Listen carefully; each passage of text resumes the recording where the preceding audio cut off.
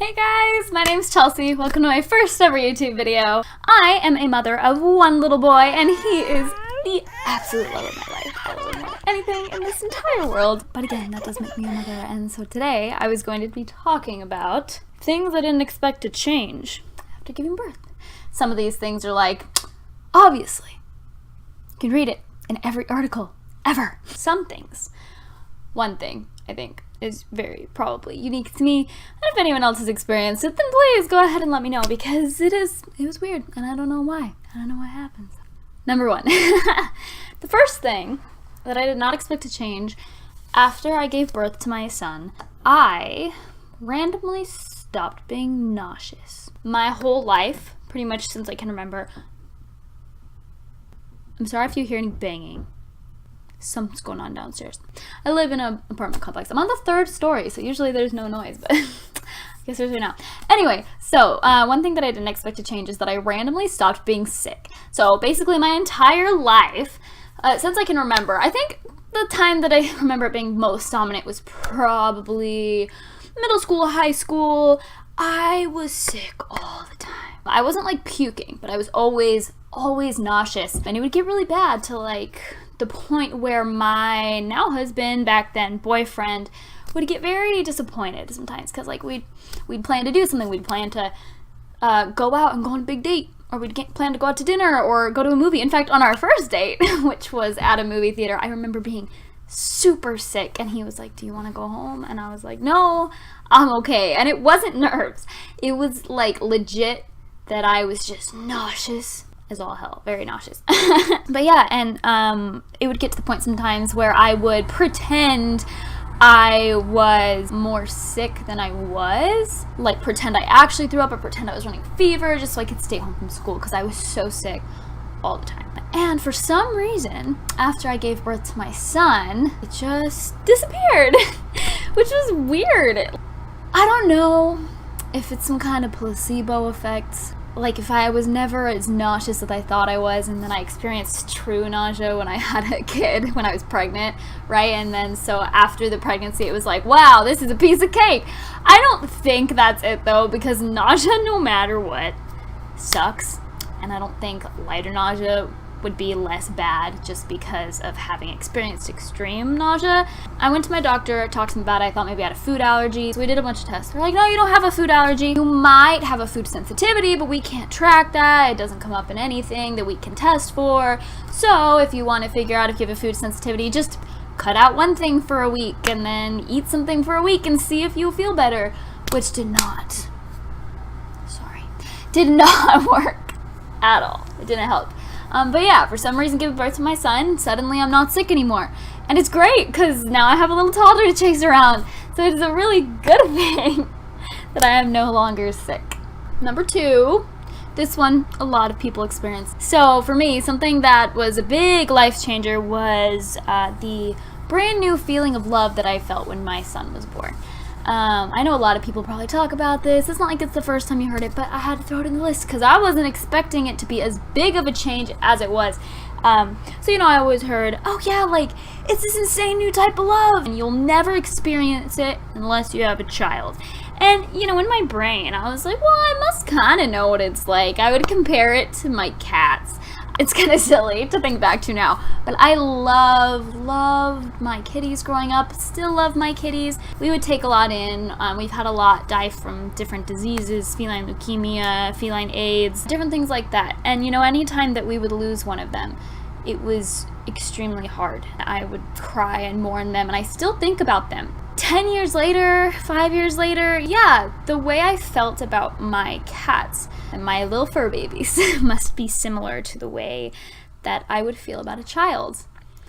I was completely wrong. Yes, I still loved them very much, but it really, the love you feel for a child is totally different than anything you've ever experienced. Honestly, it's sometimes to the point where I just wish that I had had him sooner, which is crazy, right? And so you're like, Chelsea, you're already super young, but I'm glad that I had him when I did. So that's something else that was a big change for me, and I'm sure a lot of you have experienced as well. Is that big change for you? Was this random whoosh in your face, a whole different world? All right, let's move on to number 3. Third thing that changed that I did not expect to change was my voice got lower. And I'm so happy about it. So I didn't realize it was a thing until it started happening to me, and I just had to look it up, and I was like, wait a minute. Your voice can get lower? Which makes sense because of the hormones. And I always noticed moms always seem to have deeper voices, and for some reason I never considered that that's probably from giving birth to children. But yeah, my voice got lower. And here's the thing, guys. I am a singer.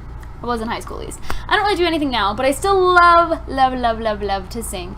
And I've always been kind of jealous of altos. So growing up, I was a soprano, second soprano. I could kind of sing alto. I had a pretty wide vocal range, but not as low as I would have liked to go. So basically, I've always been a huge alternative hard rock fan, and a lot of people who make alternative rock or hard rock music, the bands that I listen to, were male.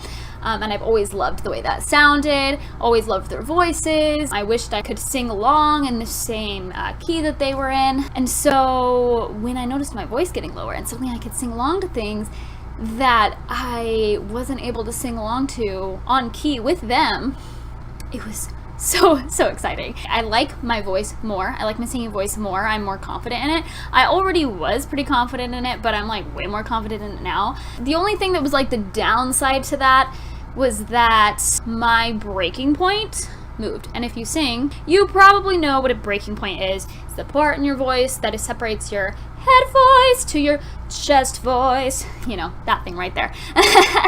So it did move it, which means I did lose the ability to sing certain songs that I had been able to sing, which did kind of suck.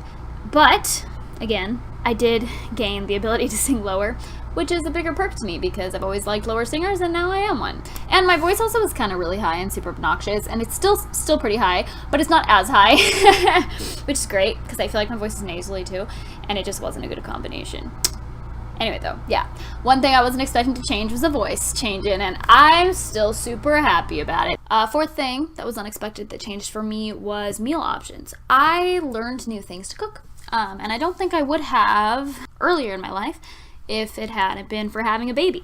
For example, when you have a child, right, you oftentimes make your own food for him or her by the time they're eating, you know, organic, all natural, from home purees or the big thing right now. I still bought stuff from the store though because it's easy, but I would also make my own stuff for him.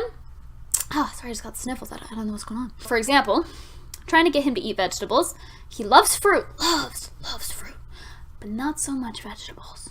We have to puree them and mix them in with pasta. I tried making him like a vegetable puree once, and I remember I had peppers and carrots and broccoli. I think that's what it was. I steamed them in the steamer, and then I blended them up in his baby bowl, and it was like a natural, non-seasoned, but tasted like it was seasoned sauce or chip dip or vegetable bread spread. I don't know, but it's so good though. And I would have never thought about making it, or never thought that those 3 specific flavor combinations would have made something that I would have really liked a lot without having to put any seasoning in it, because I'm like kind of a huge seasoning nut. I love to cook, I love to marinate, I love doing all that stuff. But yeah, that was something that was new for me also.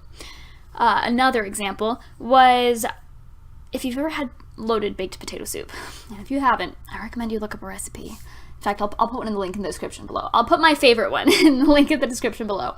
So loaded baked potato soup, it's like a creamy soup, kind of like a clam chowder consistency, loaded baked potatoes. So you put chives or cut up green onions and bacon and cheese, stuff like that on top, and it is delicious. One day I was craving it really bad, but I didn't have heavy whipping cream, which is obviously what gives it that creamy white soup consistency. So I just decided to make it anyway, and I decided to make it with just the chicken broth. I used some milk. Nonetheless, consistency was completely different. It was still delicious, but it obviously didn't have the same flavor. Okay, this is fine, it'll work. So I start getting it all ready to puree to try to give some to my son for dinner. After I pureed it, I was like, this is way better than what I was originally gonna eat. It tasted so good, and it gave it that white sauce or white soup creamy consistency, even though there was no heavy whipping cream in there, and it was so delicious. I don't think I would have even considered making soups pureed cream soups without having had done it for his baby bullet. And so now, if I'm out of heavy whipping cream, I know what to do. Makes it healthier anyway, because heavy whipping cream is very fattening. But yeah, just didn't expect that to change either. Now this one, a lot of people are going to look at me and go, what are you talking about? Everyone knows this is a thing. Everyone. And let me explain. Next thing I wasn't expecting to change was stretch marks. Stretch marks? Everyone! Almost everyone gets stretch marks unless you're Kim Kardashian with her fancy lotions, or it's in your genes and you're lucky. It's not in my genes. Stretch marks run in my family. My mom has a lot of stretch marks. I have a lot of stretch marks. I thought I dodged a bullet when I was pregnant because I didn't have any at all. And this is why it was a surprise, is because I didn't get any stretch marks, even on my belly, until I think it was the week before I gave birth to my son. I gave birth to him at 39 weeks. And I believe it was 38 weeks when I randomly got covered in stretch marks. I had that beautiful picture perfect baby bump belly, the ones that you want in photography, the ones that a lot of women Photoshop their maternity photos to have, which I don't think is necessary. You got stretch marks, you're beautiful. You're having a baby. It's worth it. But I really thought I dodged a bullet because I didn't have any. And then the week right before, suddenly it was like I woke up and my stomach was just like... I wasn't expecting to get it the very last week. I was like, wow, is it just because I'm young? Am I lucky? My skin's being nice to me? No, that was not the case. I do wish I had tried more oils and creams, but because nothing was showing up so early into the pregnancy, I was just like, yeah, it's fine, it's whatever. But that's not even what surprised me the most. The thing that surprised me the most was getting stretch marks after giving birth to my son. So, when I got stretch marks on my belly, I was like, okay, no big deal. I was planning for this. I mean, I thought I dodged the bullet. I thought I was good, but I was still planning for it. The day to 2 days, I guess it was like literally probably the whole week after I gave birth to my son, I just kept getting more. It was like someone had pulled a thread and it started to unweave or unravel a sweater and just started to unravel the stretch marks on my body. I got them all down my thighs, down my calves, which I was not expecting, but apparently that's a thing. I didn't get any over here, which I was kind of happy about because then it's like from side view, like I still have that smooth, soft skin. When I first looked it up, I couldn't find anything on it. Maybe I just looked it up wrong because then when I looked it up for making this video, I saw more things on it.